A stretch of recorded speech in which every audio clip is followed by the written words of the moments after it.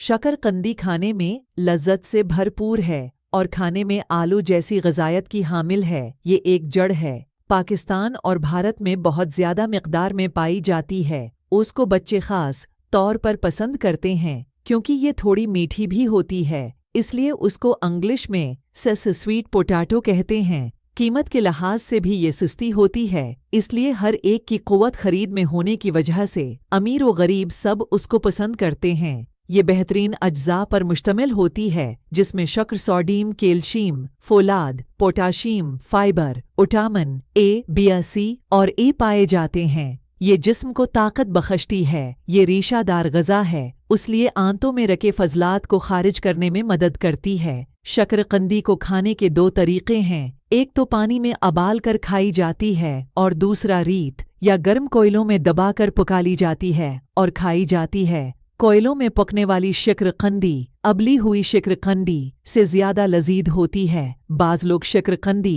को खशक करके आटा बना लेते हैं और फिर उससे मज़ेदार हलवा भी तैयार किया जा सकता है। शकरकंदी के फ़ायदे: यह जिस्म को फरबा करती है, मर्दों में जरियान के मर्ज़ के लिए मुफीद है, हिमनी को गाढ़ा करती है। अशकरकंदी दिमाग के लिए भी फ़ायदेमंद है। अशकरकंदी कब्ज़ को दूर करती है।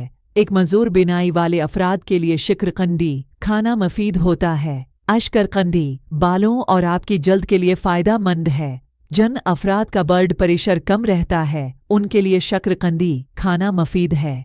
खून में शुगर की सतह को नॉर्मल रखती है। अशकरकंदी जल्द की रंगत निखारती है। शकरकंदी के नुकसानात: मोटे अफराद इस्तेमाल न करें क्योंकि ये जिस्म को मोटा करती है। आस के खाने से पेट में अफारा होता है। कमज़ोर मादे वाले लोग उसको इस्तेमाल न करें क्योंकि ये काबिज़ है। ये देर से हज़म होती है। अगर शहद मिलाकर खाई जाए तो बेहतर रहता है। कम मक़दार में शकरकंदी का इस्तेमाल करें, ज़्यादा खाना नुकसान का बायस बनता है।